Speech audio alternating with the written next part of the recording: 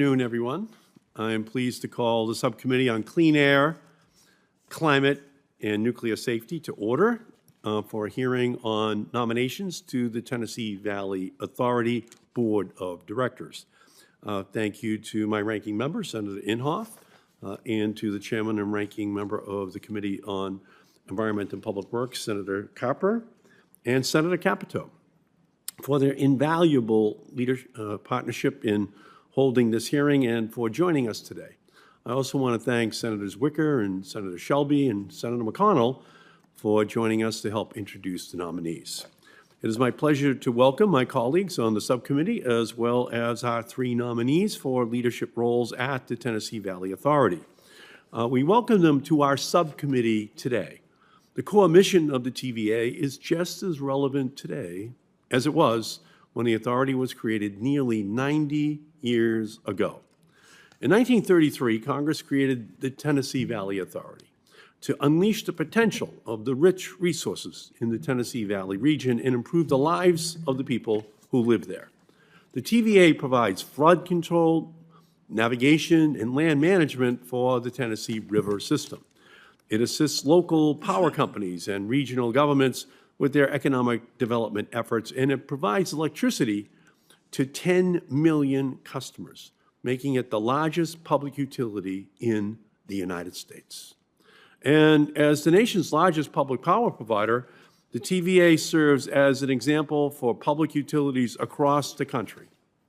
The TVA can and should foster the kind of innovation that can clean up the region's energy resources, grow union jobs, reduce consumers' energy burdens, improve energy reliability and affordability, and protect the environment all at the same time.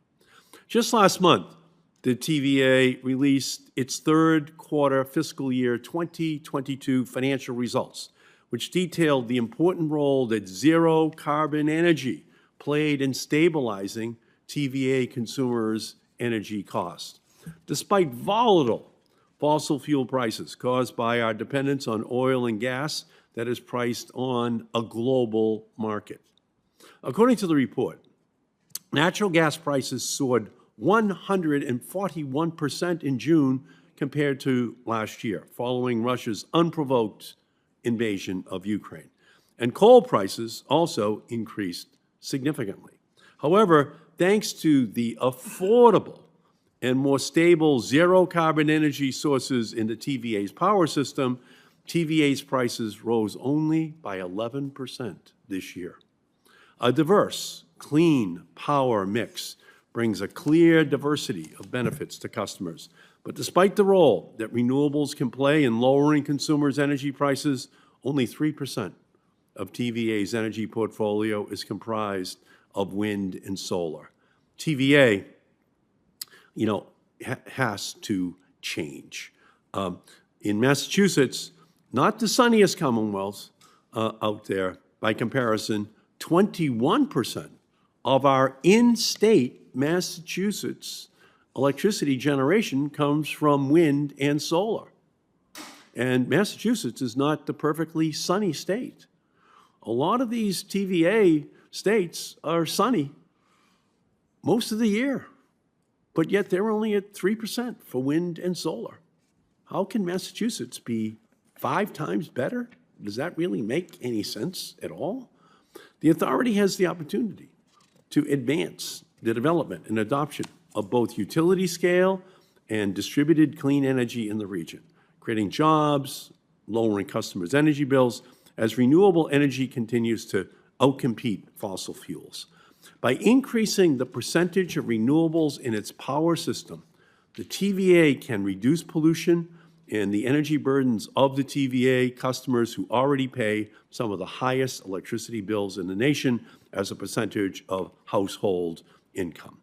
The TVA Board of Directors will make important decisions about TVA's energy planning for years to come, and it is critical that the board is comprised of leaders who will ensure that the TVA provides all Tennessee Valley households with access to reliable, clean, and affordable electricity while continuing to employ local workers in good-paying jobs and supporting economic development in the region. I look forward to our conversation with the nominees today on these important questions. I'd like to congratulate Mr. Rennick, Mr. White, Mr. Rich on their nominations, and I look forward to hearing from all of you today. Let me now turn and recognize Senator Imhoff, the ranking member, for his opening statement before we will recognize Senator Wicker for his introductory comments. Senator Imhoff. Thank you, Mr. Chairman. While my home state of Oklahoma is not part of the TVA region, having been a former chairman of this committee, I have come to know and appreciate the vital role that the TVA plays for the states of Tennessee, Alabama, Georgia, Kentucky, Mississippi, North Carolina, and Virginia. The Tennessee Valley Authority keeps the lights on for nearly 10 million Americans, and it does so with an all-of-the-above energy approach to power generation, which includes energy, nuclear energy, and fossil fuels. Today, nuclear energy and fossil fuels make up nearly 70% of the Tennessee Valley Authority's electricity generation portfolio. The calls to eliminate fossil fuels in general from fossil fuel energy sources from the power sector are foolish and would be devastating for the American people by further increasing already sky-high utility bills and creating greater unreliability for the electric grid. The Tennessee Valley Authority should continue to prioritize reliable and abundant power sources that continue to keep the lights on for the American people. It's my hope that these nominees recognize the need for an all-of-the-above energy approach that includes nuclear and fossil fuels for the power sector now and into the future. Thank you, Mr. Chairman. Well, I thank the ranking member, and now let me turn to Senator Shelby for his introductory comments. Thank you, Mr. Chairman. Mr. Chairman, thank you very much for holding this hearing, and I appreciate the opportunity to appear here today to introduce Joe Rich from Huntsville, Alabama, longtime friend of mine. Joe Rich was recently nominated by the President to serve on the Tennessee Valley TVA Authority's Board of Directors. He's been there before. He's also served as chairman of the TVA before with distinction. Joe Rich is a practicing attorney, a tax lawyer, business lawyer, very good, strong Democrat, where he focuses on government contracts and corporate and tax law. He also served as the chair of the Redstone Regional Alliance, previously known as the Tennessee Valley Base Realignment Commission. In that capacity, Joe Rich skillfully maintained and relocated several thousand jobs to the Huntsville, Madison County area in Alabama. And in light of this success, he received the Redstone Good Neighbor Award, as well as the Huntsville, Madison County Chamber of Commerce Distinguished Service Award. He's no stranger to this process. As I mentioned, he's been called upon before. He was previously confirmed by the Senate, this committee, to serve on the TVA board from 2013 to 2017, including 4 years as chairman of the board of directors of TVA. Joe was the first Alabamian ever to serve as chairman of the TVA board, a strong indicator of his ability to lead. Joe Rich has built a solid reputation, not only in his community, but around the state, as a hardworking, service-oriented, and highly intelligent individual. He's been an active member of several community organizations at home and a leader in our state's business sector. He loyally served as a member of the Board of Trustees at the University of Alabama and now serves as a trustee emeritus. And he was inducted in the Alabama Business Hall of Fame in 2021. He holds degrees from the University of Alabama in Huntsville, from Cumberland Law School, and from New York University Law School. As a former board member and chairman of TVA, I believe he would be a great asset for TVA and its customers. He understands the weight of this role. He understands the interaction of the legislative body and the TVA. And I'm proud and pleased to be here to recommend him to the committee without reservation. And I thank you, Mr. Chairman, for holding the hearing again.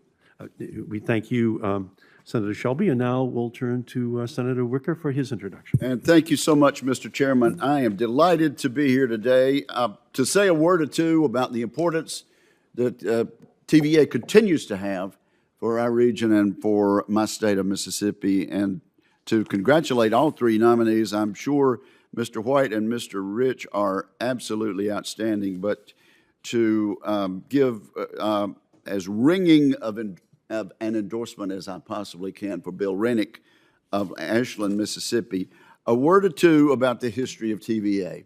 In 1930, Mississippi had electric power in 85% of its larger municipalities, but only 1.5% of rural farms and homes. And coming along in 1933, TVA was a game changer. The goal was simple: to improve living and economic conditions in 7 southeastern states, and TVA has done that and continues to do that in new and different ways. I grew up in the small town of Pontotoc, Mississippi, and I'll help your transcribers spell that later on, Mr. Chairman.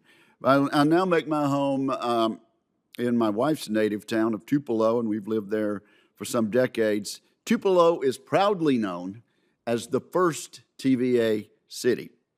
It was the first to purchase electric power from the Tennessee Valley Authority, and the TVA lights came on in Tupelo in 1934. Today, TVA utilities are located in 36 of our 82 counties and serve more than 359,000 households.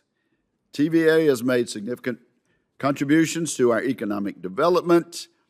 Between 2017 and 2021, TVA created or retained over 26,000 jobs in Mississippi and invested $3.6 billion in our economy. So they are far, far more than a provider of electric power. They are a job creator for places like Cooper Tire and Steel Dynamics and Milwaukee Tools in North Mississippi, which leads me to my enthusiastic endorsement of Bill Rennick to serve on the TVA board. I served with Bill Rennick in the state Senate back in '88 and forward.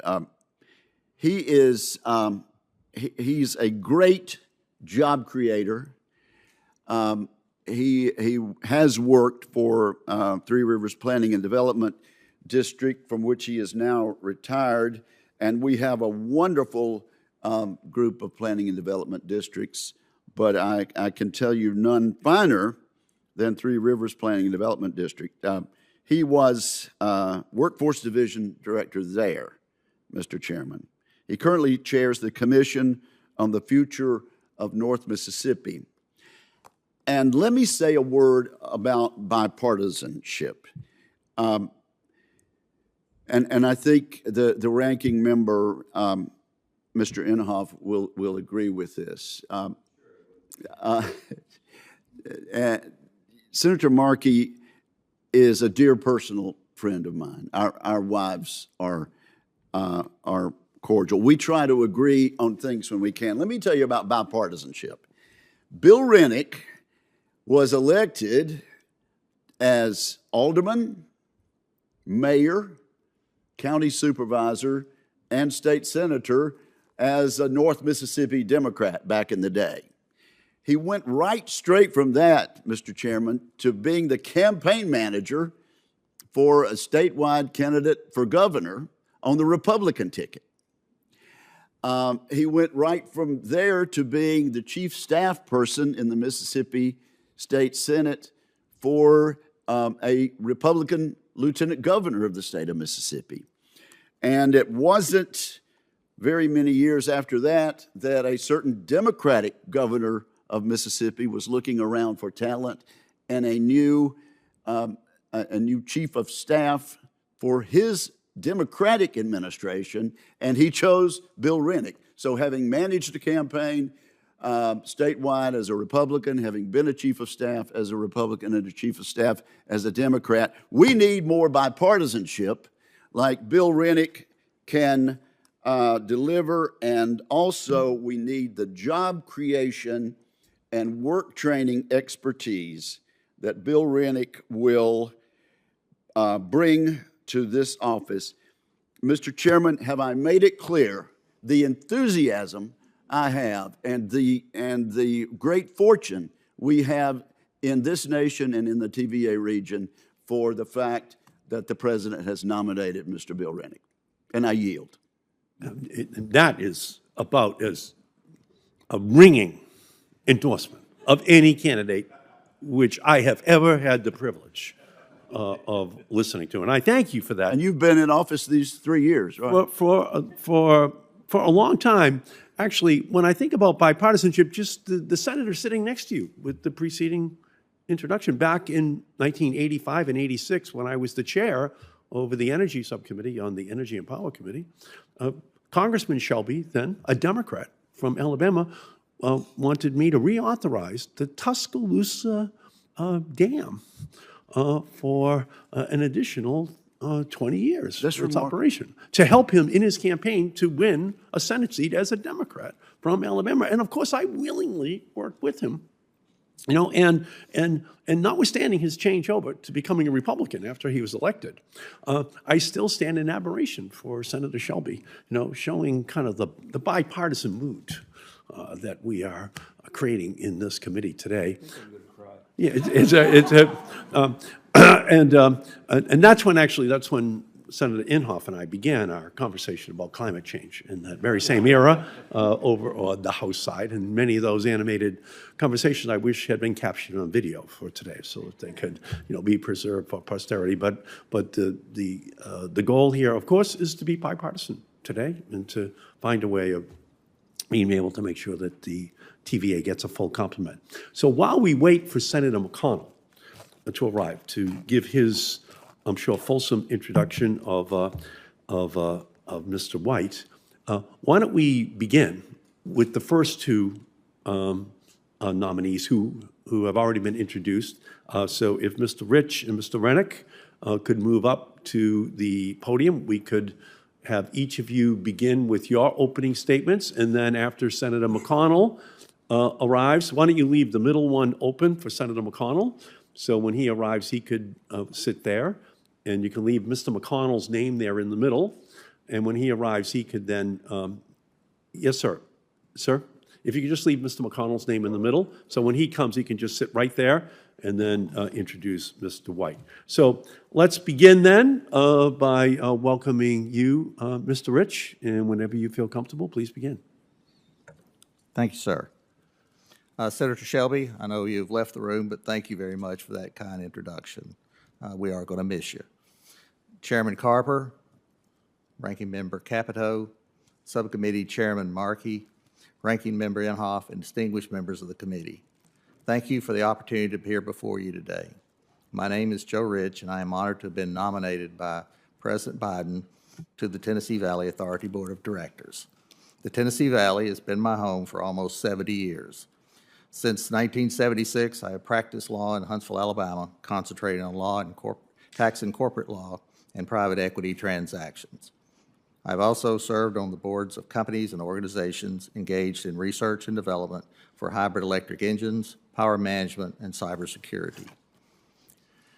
My father, as a young engineer, moved our family to Huntsville in 1954 to join the budding missile and space programs located at Redstone Arsenal near Huntsville. While TVA was taming the Tennessee River, it created a robust power grid and a diverse generation fleet that set the stage for our nation to address some of its greatest challenges. Overcoming those challenges created opportunities for many other Americans, including, as I mentioned earlier, my own family. The same reason that our nation, The same reasons that our nation chose to locate the missile and space programs on Redstone Arsenal are the same reasons so many other companies continue to locate in the Tennessee Valley. 1, reliable and affordable electricity. 2, TVA's river management operations that enable transportation of goods and an abundant water supply, and plenty of open and beautiful scenery.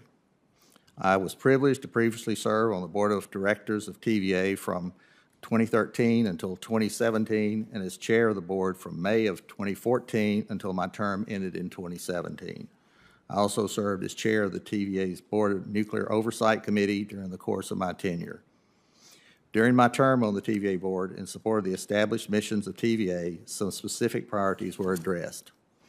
Those priorities included reducing the carbon footprint of TVA, right-sizing the workforce and generation assets, addressing the challenges related to the nuclear fleet, significant debt reduction, and resolving some long-term issues related to the pension plan. Much has changed since my time on the board, but I believe the prior experience will be of value if I'm confirmed. In 1994, I was asked to chair the Redstone Regional Alliance. The Alliance is a coalition of 13 communities in North Alabama and South Central Tennessee that promote the growth of the defense and aerospace industry in our area.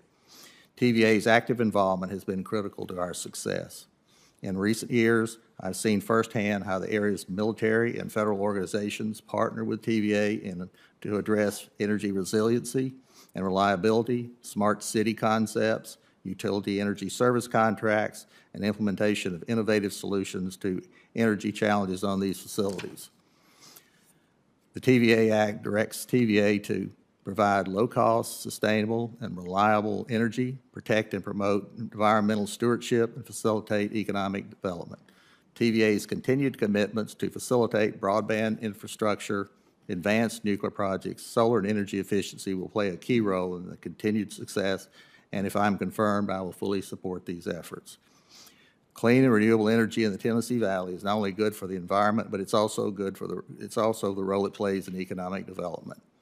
Many companies looking for economic development sites demand that an increasing portion of their energy usage be from renewable and clean energy sources.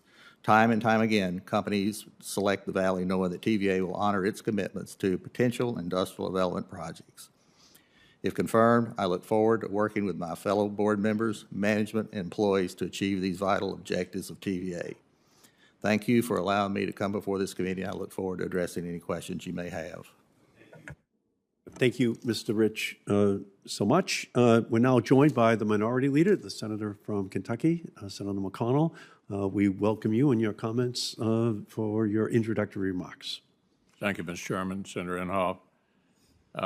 Appreciate the opportunity to interject here for a moment and talk about a good friend of mine that I've known and worked with for many years, and that is Judge Wade White. In Kentucky, we have a funny title for the CEOs of counties. They're called county judges. They're not judges, really. They're like county executives, run county government. Wade has been the county executive in one of our important western Kentucky counties for many years and has done an incredible job. Looking at TVA today, increasing energy prices, rising inflation, stagnant economic growth are all putting pressure on American families. We need leaders who understand that our electric system's primary purpose is to provide affordable, reliable power to consumers, especially true of the 10 million people, many of them Kentuckians, who rely on the Tennessee Valley Authority for their electricity needs. TVA is the largest public utility in our country, and in my home state of Kentucky is uniquely impacted by decisions made by its leaders. So we're home to the longest hydroelectric dam in its grid and to more than 215,000 households that rely on TVA for their everyday power. At the moment, Kentucky does not have a representative, so that's why I'm doubly proud to be here with my friend, Lyon County Judge Executive Wayne White. I know that if confirmed, he'll bring both common sense and a unique bluegrass perspective to his role. As I indicated earlier, we've worked together on a number of issues. We've had unusual issues. For example, the species Asian carp invading our lakes and making them inhospitable for tourism. Wade was the leader in getting focus on trying to do something about this species that was literally ruining our major lakes produced by TVA. So as TVA continues to expand and modernize its power generating capabilities, Wade is uniquely situated to make an important contribution to the board. And Mr. Chairman, I appreciate the opportunity to come by and offer my thoughts. We thank the minority leader for his important comments, and it's quite an honor to be introduced by the minority leader for such an important post. So we thank you, sir.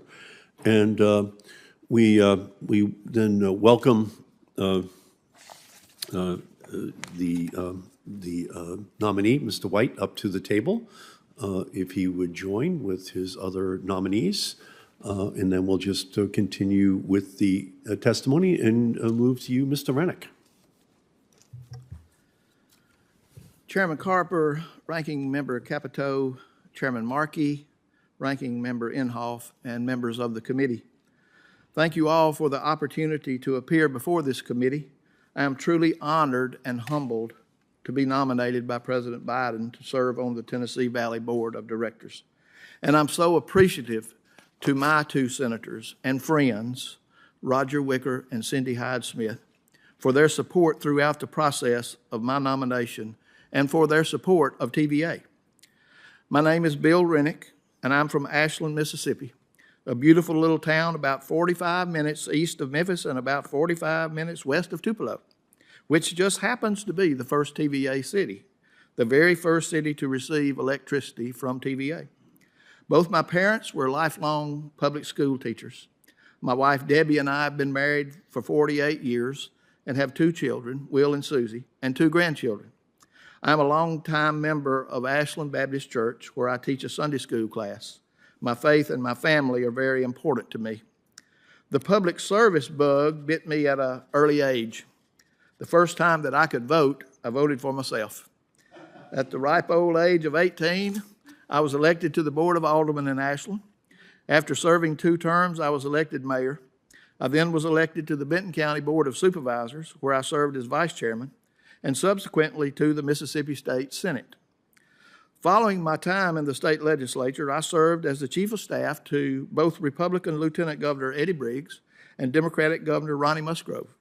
In between those 2 terms, I was president of the Mississippi Retail Association and later administrator of Holly Springs Memorial Hospital. I've also spent a great deal of my career in economic and workforce development. After Governor Musgrove's term ended, I was named executive director of the Marshall County Industrial Development Authority and helped develop very successful sites that are now home to companies such as Amazon, Volvo, ASICS, McCormick Spices, Corral, Cooper Tire, and Kellogg's. All are powered by TVA-generated electricity, which was a key component to their locating in Mississippi. I spent the last 13 years of my full-time working career as the Workforce Innovation and Opportunity Act, WIOA, Division Director at Three Rivers Planning and Development District in Pontotoc, Mississippi, retiring in June of 2021. There we administered the federal workforce training funds for 27 counties in North Mississippi. As exemplified by my background, I have lived and served my entire life in the TVA service area. I was proud to be part of helping with the development and location of those major companies that I previously named, but would also like to share an early experience from when I was a young alderman in Ashland and a small locally owned company, TCI, Torque Converters Incorporated, was working to build their first facility in Ashland. We had one small area of need to close the deal. We had to pave the parking lot so the employees could have a place out of the mud to park and the trucks could get the finished product in and out of the building. That need was filled by TVA, and 50 years later, that company, TCI, is still building torque converters in Ashland. The 3 E's of TVA, energy, environment, and economic development, are all extremely important to the citizens of the Valley, just as they have been since 1933.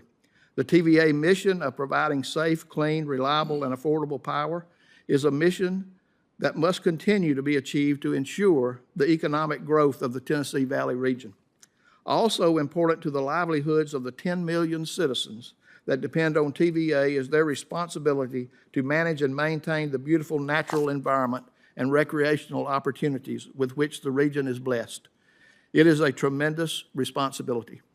I will commit to listen, to learn, to evaluate, and to execute using the same common sense that has served me well in over 50 years of public service. My dedication to the mission of TVA and its millions of citizens, users, will be supported by my ultimate commitment to treat and serve my fellow man as I would want to be treated and served. I learned that golden rule way of life a long time ago at Ashland Baptist Church. Thank you again for this opportunity. If confirmed, I'm excited and anxious to go to work. Okay, well, thank you, Mr. Rennick, so much. And now, Mr. White, looking forward to your testimony. Thank you, Subcommittee Chairman Markey, Ranking Member Inhofe, members of the committee. Thank you for the opportunity to be before you today. I am honored to have been nominated by President Biden to serve on the Tennessee Valley Authority Board of Directors. Thank you to the committee for considering my nomination, and I know Senator McConnell has left the room, but he's a good friend. I appreciate him suggesting me to the president. I appreciate every time I've knocked on his door for problems we're experiencing in my county, he's always opened it. So he's been a good friend, and I appreciate him for that. By way of introduction, I have been a lifelong resident of Western Kentucky within the footprint of the Tennessee Valley. I grew up in Lyon County, Kentucky, enjoying the benefits of fishing on Lake Barkley and Kentucky Lake, where I fished below Kentucky Dam, a TVA hydroelectric dam. I graduated with a bachelor's degree from the University of Kentucky in 1995, and my wife Dee Dee and I are the proud parents of Brandon and Jenna White. In 2010, I won my first term as Lyon County Judge Executive, and am currently finishing my third term. Serving as Judge Executive has prepared me well for this position. Lyon County is a small county nestled between Lake Barkley and Kentucky Lake. Lake Barkley is controlled by the U.S. Army Corps of Engineers, and Kentucky is controlled by the TVA. 60% of Lyon County is controlled by a state or federal agency. This is significant and has given me a great understanding of how large agencies can have both a positive and a negative impact on local communities, and how important it is to always work to serve the people first. TVA provides a number of benefits to my county. Aside from hydroelectricity, it affords the natural resources of the lake to locals and tourists from all over the country. During my service as Judge Executive, we have benefited from a strong tourism and fishing industry that has ripple effects all across Western Kentucky. And my heart is in protecting, promoting, and conserving these natural resources, our fisheries, and wildlife. Another impact TVA is having in my county is with economic development. My county is a recipient of approximately $150,000 per year for use in economic development via TVA's payment in lieu of taxes. A small county like ours could never generate the tax base for such an endeavor. TVA is also having an impact on my county's ability to receive fast, reliable internet. Fortunately, the southern section of Lyon County is serviced by Pennyrile Rural Electric, a TVA customer or local power company.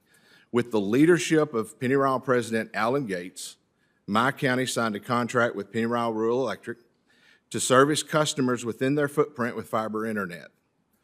Within a year, Pennyrile Rural has matched dollar for dollar a large portion of the American Rescue Plan Act money and a recent grant, altogether totaling $2.8 million for our Phase 1 build-out, which is going on as I speak. This was all made possible because TVA made a way for their LPCs to invest in internet, and I plan to support the further development of internet within the TVA footprint. Lyon County is also the planned home to one of the largest solar farms in Kentucky. The planned solar farm will cover 800 acres and is planned to start next year. In 2021, I was appointed by Governor Andy Beshear to serve as a member of the Kentucky State Electric Generation and Transmission Siting Board. During my service, we were able to work out the permitting for the RWE group to build this solar farm. I look forward to bringing this experience to the TVA Board of Directors and assist with similar future projects. It is an honor to be appointed by the President for this position, and I am thankful to be here today in this confirmation process. I will work hard to educate myself on the issues we face and always use a common sense approach in making decisions that affect the more than 10 million customers across the Tennessee Valley. Thank you all for considering my nomination, and I would appreciate the opportunity to serve as a board director for the Tennessee Valley Authority. Thank you. Thank you, Mr. White. I'm going to ask you a couple of housekeeping questions and then yield to Senator Inhofe for his questions. Then I'm going to run over to make the roll call on the Senate floor right now and then return to continue the questions by myself and other members. So we're now ready to begin questions for the witnesses. Before we start with individual questions, this committee has 3 standing yes or no questions that it asks of all nominees that appear before it. So I will ask the questions and work my way across all of our nominees here today. 1, do you agree, if confirmed, to appear before this committee or designated members of this committee and other appropriate committees of the Congress and provide information with respect to your responsibilities subject to appropriate and necessary security protections? Do you, Mr. Rennick? Yes, sir, Mr. Chairman. Do you, Mr. White? Yes, sir, Mr. Chairman. Do you, Mr. Rich? Yes, sir, Mr. Chairman. Do you agree to ensure that testimony, briefings, documents, and electronic and other forms of communication of information are provided to this committee and its staff and other appropriate committees in a timely manner? Do you, Mr. Rennick? Yes, sir, Mr. Chairman. Do you, Mr. White? I do, Mr. Chairman. Do you, Mr. Rich? Yes, sir, Mr. Chairman. And do you know of any matters which you may or may not have disclosed that might place you in a conflict of interest? If you are confirmed, do you, Mr. Rennick? I do not, Mr. Chairman. Do you, Mr. White? I do not, Mr. Chairman. Do you, Mr. Rich? No, sir, I do not. Okay, so we thank each of you for that, and now I turn to Senator Inhofe for his first round of questions. Thank you, Mr. Chairman. So that people know what's going on here, this happens every once in a while when they start, and we will keep the meeting going, and so we'll kind of go back and forth in that manner. It's worked now for 200 years, so it'll work today. First of all, I'd say to all nominees, as you know, one of the Tennessee Valley Authority's main responsibilities is to ensure energy security to the federal facilities that provide power to over 10 million people living in the southeast region of the United States. In 2019, the Tennessee Valley Authority became the first utility in the nation to receive an early site permit from the Nuclear Regulatory Commission to license small modular reactors at the Clinch River nuclear site in Oak Ridge, Tennessee. Energy security leads to electric grid reliability, and Americans must continue to have grid reliability in the future. So I'd just say to all 3 of you, do you believe that the nuclear should continue to be part of the power mix at the Tennessee Valley Authority? And would you agree that nuclear is vital to keeping the lights on and ensuring grid resilience? Starting with you, Mr. Rennick. Thank you, Senator. I do believe that there must be a mix of fuel. to energize our grid. Nuclear needs to be a part of that. I do also believe that that America has the ability and the technology to produce safe, clean nuclear along with other fuels. Mm-hmm. Very good, very good. Thank you. Mr. White? Thank you, Senator. I've read about the SMRs that you're talking about in Klitsch River. Fascinated by it. The thought of the new technologies that are coming our way are something that I think TVA has a chance to be at the forefront of leading that and learning new ways and seeing how we can become more efficient. I know they have done some updates recently at some of the nuclear sites now, which has dramatically increased the ability to produce electricity. So yes, I see nuclear as a strong part of what we do in the future. All right, thank you. Mr. Rich? Yes, sir. Thank you for the question. Advanced nuclear projects, I think, are critical to the future of TVA and the security necessary for our grid. So, yes, I do agree. All right, thank you very much. And I'd say to the three of you, as you know, the Tennessee Valley Authority has announced plans to close both units of the Cumberland, Tennessee coal power plant, which generates enough electricity each year to power 1.1 million homes.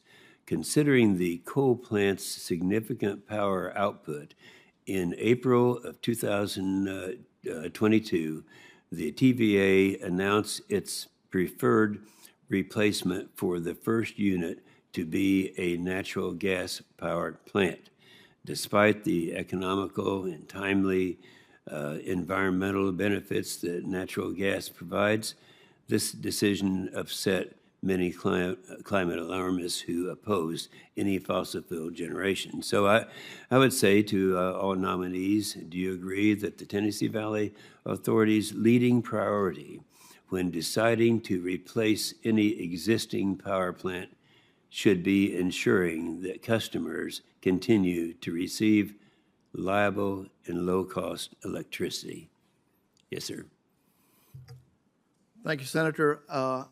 I do believe strongly in the Tennessee Valley mission of providing low-cost, safe, reliable energy.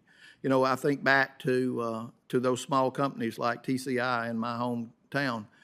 They must have reliable energy in order to produce for the livelihoods for the people that work there. Mm-hmm. I'm a big believer in the mix. I can only commit to you that I will study this as much as I possibly can, try to make decisions based on facts, but also using that common sense that has served me well. Yeah, there's no rule that you can't use common sense, in spite of some people who have tried. And I appreciate your comments very much on that. You know, you're dealing with something here that is, it's life-threatening. This is not a little deal. This is important. This is our ability to compete in the real world. And you folks are in a very good position. And you have excellent backgrounds, all three of you, in pursuing this effort here. I'd say, ask the same question, Mr. White. Thank you, Senator. I'm looking at it from the outside. I'm not privy to all the information that has been provided to previous boards.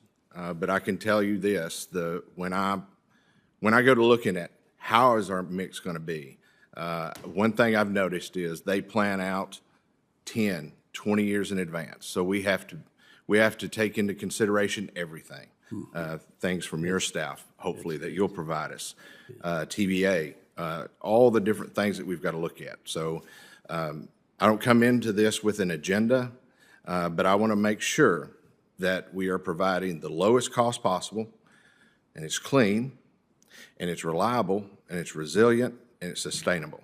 Mm-hmm. And when I match those things up, we can use our common sense that we were talking about. So, well, I think that includes common sense, and that's a good statement. I appreciate that. You got to keep in mind what this is really for, and you also you touched on something there, I think, Mr. White, that is significant, and that is this is There may be things that are popular today, and maybe those same things won't be quite as popular 6 months from now. But nonetheless, the mission goes on, and you got to keep providing. And while some things will become popular and unpopular to different administrations, your mission's obvious. You got to keep it pumping out there so people know that they are going to be able to live their lives. That's all. Yes, sir, Mr. Rich. Thank you, sir, for the question. The closing of the coal plants in the history of my time on the board is because they were obsolete, and so the need for replacement power is obviously there. So, yes, I think we have to look at all types of forms of generation of electricity because of our need to make sure we have that reliable, safe, clean process in place. And so I think for the main thing for TVA is to always evaluate the options and make sure we're making the best case. And as directors, we look at that, as he said, in a practical sense, but also in a way that reflects the mission of TVA. Mm-hmm.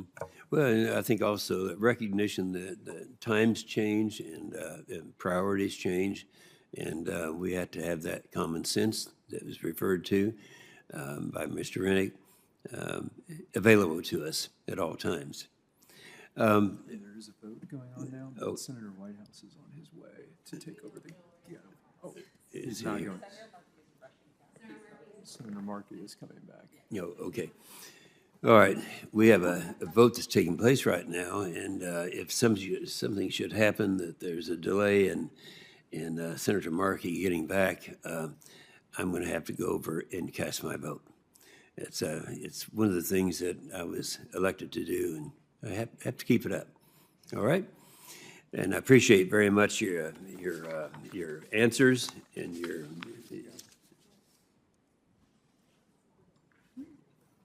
Is he in rating?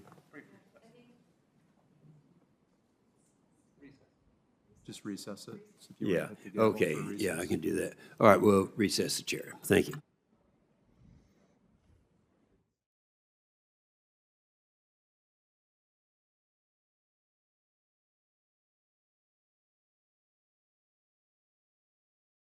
Committee will reconvene, and we thank everyone for their indulgence. We have little control over when the roll calls on the floor are called. So we thank each of you, and let me just begin my own questioning by first making a statement and then asking some questions.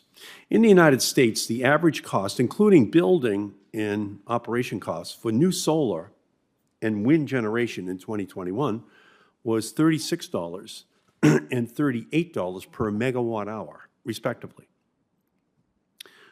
Again, that's for solar, $36, wind, $38 per megawatt hour.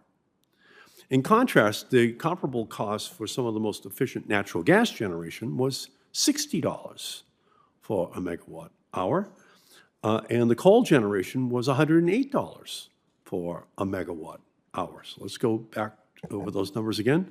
$36 for solar, $38 for wind, $60 for natural gas, and $108 for coal. So for coal, it's triple the cost of solar and nearly triple that of wind. Fossil fuel costs have spiked after the Russian invasion of Ukraine, and since their price is set on a global market, these hikes and disruptions are likely to continue. On the other hand, renewables have remained reliable and affordable. As highlighted in the TVA's recent financial report, natural gas prices increased 141% in June compared to last year, and coal prices also soared. While the TVA's supply of zero carbon energy helped keep costs down, TVA is falling alarmingly behind the rest of the country in adopting renewable energy into its grid. Mr. Rennick, do you believe that investments in low-cost renewable energy can help the TVA bring down consumer costs, all while supporting grid resilience and our climate and environmental goals? Thank you, Mr. Chairman. I do believe that Tennessee Valley Authority, being the largest public utility in the company, should be a leader in searching for renewable energy. I do believe that renewable energy can possibly bring down the cost of electricity. Well, in addition to bringing down energy costs for consumers, increasing the percentage of renewable energy in the TVA power mix can also attract new businesses to the Tennessee Valley. Mr. Rich, do you agree that increasing the proportion of renewables in the TVA power mix could help draw more companies to the region? I do, Mr. Chairman. Companies like Google and other tech companies, they like to have all renewables in terms of their plant's operation. So do you agree that there might be actually additional economic benefits, for example, in drawing these companies to the cleanest and cheapest and most reliable megawatt of energy, but simultaneously reducing dramatically the greenhouse gases? I do believe that, Mr. Chairman. I believe that that Tennessee Valley Authority should pursue all of those opportunities. As I've stated, economic development is my background and my passion, and meeting the needs and the requirements of companies that could come into the Tennessee Valley region. Renewables will play a major part in that. I do believe that. Okay, so Mr. Rich, could you answer those same questions about the role of wind and solar and the jobs it might draw, the reduction in the cost actually per kilowatt hour, per megawatt hour in installing new equipment? Yes, sir. Thank you for the question. TVA, as said, is a leader and should be a leader in any kind of technology and improving the cost, the megawatt cost. And I think that is something that's in the plan, the current plans of TVA. But as you asked the question, as it relates to the job situation, I definitely think companies respond to that, and they are putting that as a requirement before they will consider locating somewhere that there be a significant amount of renewable power. And we have seen that in the case of several situations in particular. So thank you. The TVA has the worst efficiency record among all utilities in the Southeast, achieving only 1% in efficiency savings per year. It's the worst in the entire region. To all the nominees here today, if confirmed, will you support energy efficiency programs that exceed this 1% per year in efficiency savings so that there could be more energy saved? Mr. White? Absolutely. Always looking for ways to keep things efficient. Yeah, well, my mother always said she was going to donate my brain to Harvard Medical School. That's a completely unused human organ. And she said that because she said, Eddie, you just have to learn how to work smarter and not harder. And that's energy efficiency in a nutshell, okay? That's just working smarter. Of course, a lot of people will want to build more facilities, but if you don't need them, it's not a megawatt, it's a negawatt. Just a negawatt. We never needed it, right? It's just a savings. And so that's pretty much, from my perspective, what we really need to focus upon more. Given the reliability, cost savings, and climate benefits that renewable energy brings to consumers, it is shocking to me that only 3% of TVA's electricity is generated from solar and from wind. As I said earlier in my opening statement, in Massachusetts, which is neither particularly windy nor sunny, 21% of our electricity is generated from wind and solar. It seems astoundingly high, doesn't it? That Massachusetts is 21% wind and solar. We're just getting started, by the way. Our goal is to go to 30, 40, 50, and more percent. And we just shouldn't be that far ahead of all of these states that you represent, which are much more sunny than we are. So if the rainy day Bay State can figure this out, I just would hope that each of you, as you serve on the TVA, are able to get those same benefits, for your consumers. Mr. Rich, as someone who has experience on the TVA board, do you think that TVA could do more to prioritize renewable and affordable energy resources, including rooftop solar, and energy efficiency in its planning. Mr. Rich. Yes, sir, I think that energy efficiency and all those different options you mentioned are extremely important to the future of TVA, and they should be reviewed. And as a board member, I assure you that I will look into that and get back as to whether or not we're taking advantage of all the opportunities that are available. So, Mr. White, Mr. Rennick, same question. Appreciate the question, Mr. Chairman. One of the things that struck me when you were talking back on solar, the way I understand it, looking in from the outside, I'm not privy to all the information, but they have a planned right now for about 10,000 megawatts of solar. And when I was watching the board meeting the other day, they were talking about how they're moving forward to this, but they can't get the equipment. It can't be installed. I understand that. I'm from Lyon County. We've got an 800-acre one that was supposed to go in this year, and we're way behind on that. So that's going to be something that I'm going to want to learn more about. Why we can't move forward is it simply because of the backup that everybody's experiencing throughout the country. Another thing that you brought up earlier about businesses, I think businesses are pushing for renewables just as much as anyone. And that's one thing that TVA is doing with the Green Invest, where they worked with the city of Knoxville. In Kentucky, they worked with the Corvette. You got Ford. All these are requesting the ability to have renewables. And with Green Invest, that's what they're doing. I think it's a great idea. Yeah, and in Georgia, a Korean company is going to come in. They're already there. And they're going to expand and expand and expand and expand and expand their solar component part capacity to a point where they will be able to produce components that are upwards of 15,000 megawatts equivalent per year. And so they're kind of anticipating it, and Georgia is right down there, similarly situated in terms of then the ability to use this equipment in all the TVA states. And again, ultimately, long run, we just have to break this dependence upon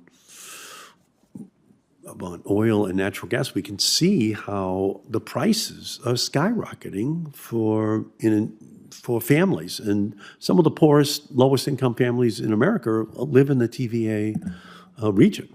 And so they become subject to crazy price hikes that are caused, in this instance, because of the Ukrainian war.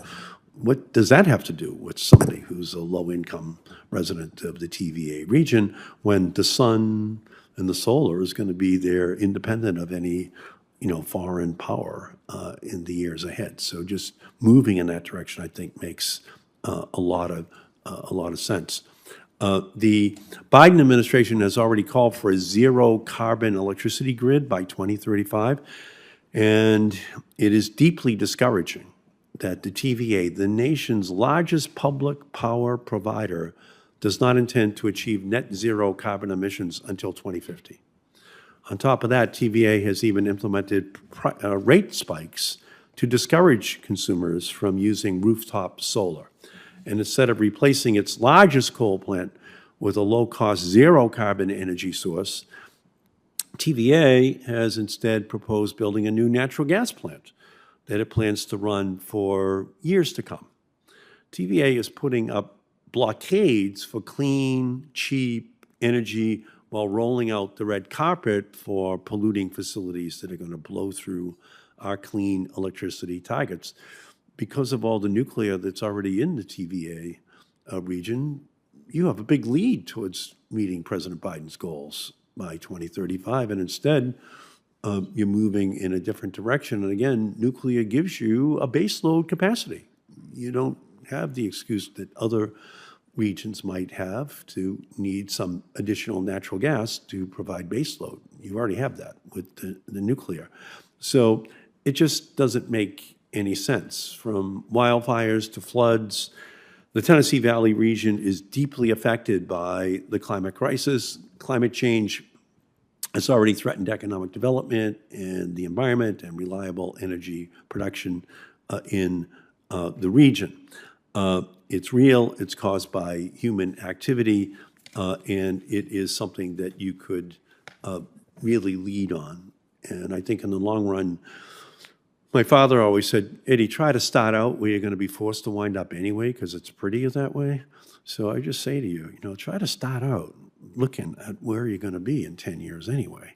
You'll be surrounded by everyone who has surpassed you when you had a running head start to be the leader. And it just will not be a good legacy to look back upon if you had the technological capacity to move forward.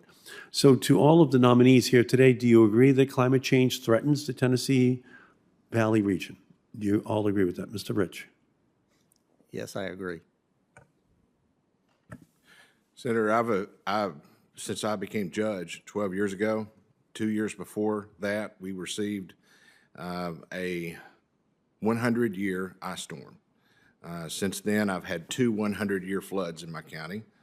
We just had a tornado cut through in December that destroyed a lot of our homes in our county. So I've seen climate change. Is that a yes? Yes, sir. Okay, beautiful. Thank you. And Mr. Rennick? Thank you, Mr. Chairman. Yes, I do believe that climate change is taking place. Okay. And do you believe that we should be adopting strong renewable energy targets, Mr. Rennick? I think that, Mr. Chairman, that the TVA should be a leader in seeking out solutions to these problems in efficiency, not only at the generation of electric power, but also at the user end efficiency. I think Tennessee Valley Authority should be a leader in supporting weatherization programs for the consumer, along with the renewable support that they should be leading in at the generation of electricity in the front end. All right, so Mr. White, Mr. Rich will each allow you to answer, then I can recognize Senator Whitehouse for his questions. Mr. White. Thank you, sir. Everything's on the table for me. I want to see all the information that TVA has. I want to see all the information that you'd be willing to provide. Anytime there's something before us that you can provide, I'd love to see that, and we'll work with you the best I can. All right, Mr. Rich. Yes, sir, I agree. I think that that is one of the issues we need to continue to address, and I think that TVA has an obligation as one of the leaders in innovation that should be addressing that issue. So yes, sir, I agree. Okay, great, thank you. Senator Whitehouse. Thank you, Chairman. Welcome. Good to be in touch with all of you again. You look pretty good in 3D. Last time I saw you, you were like 1 inch by 1 inch square on a Zoom screen. So nice to have you here in person. I guess I'd like to ask each of you the same question, which aligns with the questions that Senator Markey has been asking you. We are seeing really dramatic climate consequences playing out. We've had huge companies like Cargill talk about massive drops in Midwestern grain production as a result of climate change. We've had firefighters fighting wildfires in seasons where it was never a thing before, and it's months outside of traditional fire season. We've seen just astonishing ocean warming and acidification, which isn't a big TVA thing. You guys aren't very near the coast, but for those of us who are coastal, it is a big deal, as particularly folks who are in the aquaculture industry find their entire crop killed off by acidified oceans that degrade and erode the shells of the oyster spat and clams and so forth that they're trying to grow. Over and over again, there's almost no place in America right now that isn't being immediately touched by adverse consequences of climate change, and it's hitting people hard in their pocketbooks. It's about a $5,000 per family cost, and that's a lot. And a lot of it comes from power plants, and TVA runs power plants. And you even have plans to build a new natural gas plant. So what specifically can each of you tell me about your decarbonization goals as a board member of TVA? Let me start with Mr. Rennick and go right across to Mr. White and then Mr. Risch. Thank you, Senator, for that question. if I'm confirmed to this board, I'm going to do everything that I possibly can to educate myself to the point that I will know how to make sound decisions. I do believe, having seen, and just in this past summer, many days of over 100-degree temperatures in Mississippi, which was it led to a major problem for the consumer. And I believe that the TVA should be a leader in searching out those renewable energy so that we can address those climate changes that we know that are occurring. It is not only a consumer issue, it's a humanitarian issue, and I take it very seriously. Thank you, Senator. Obviously, renewables are going to be a part of the mix. It is coming. It's being pushed by even the companies that come into the TVA Valley.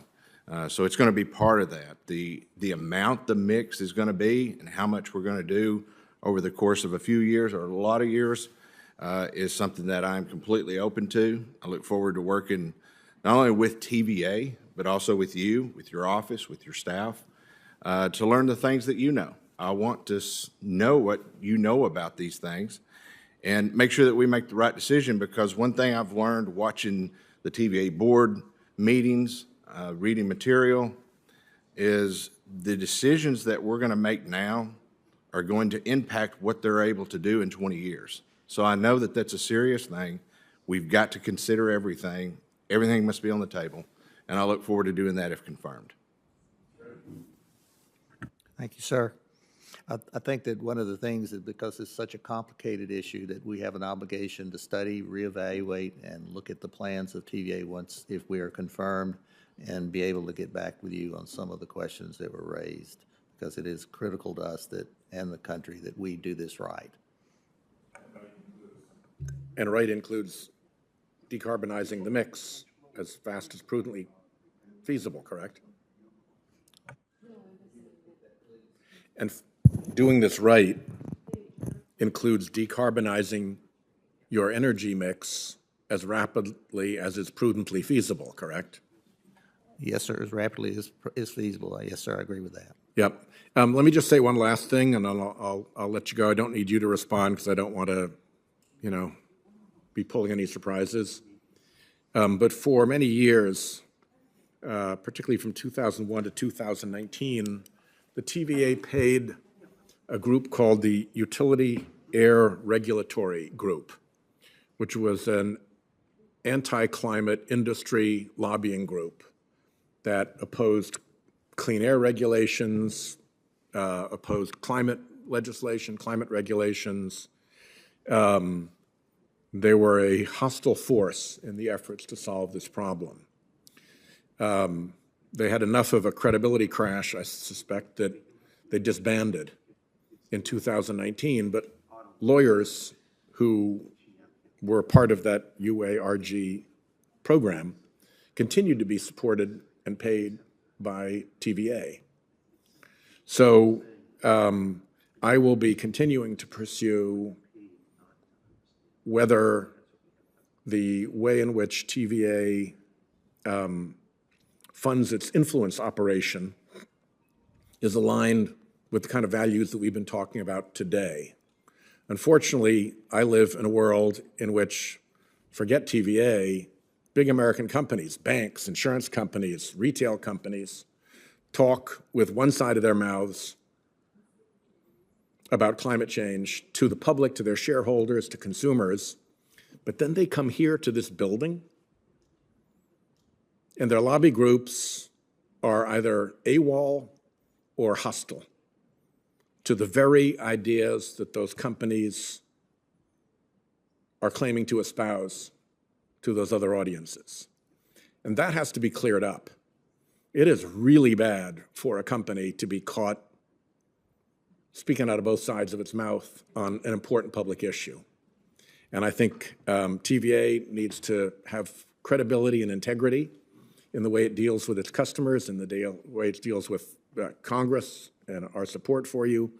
And I think it's really important that you make sure as board members that what you are saying and what your values are actually the ones that are being broadcast through the influence operation that TVA funds.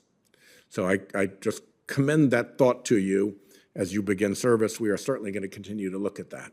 Thank you. Over to you. I thank the senator from Rhode Island very much. And there are no other members who have joined us today. So we thank all of our witnesses. And I think what you're hearing from Senator Whitehouse and from myself is just kind of a frustration with TVA, real frustration. You know, you guys figure out nuclear power plants, brag about it, but energy efficiency of wind or solar eludes the scientists, eludes the management of the TVA. It's kind of disgusting, actually, at a certain level. And, you know, so when you say you want all of the above, what we want TVA to stand for is total voltage access for every energy source, wind and solar and energy efficiency, okay? And we haven't been seeing it. At 3%, it just hasn't happened.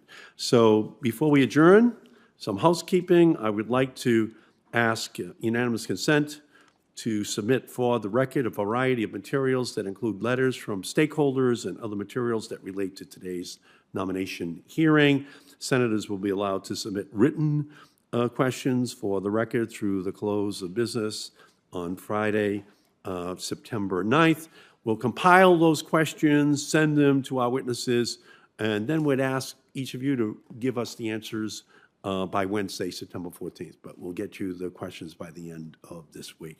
So we thank each of you for your willingness to serve, and we're looking forward to working with you in the years ahead to make sure that TVA is the cutting edge for the planet in terms of their technological advancement.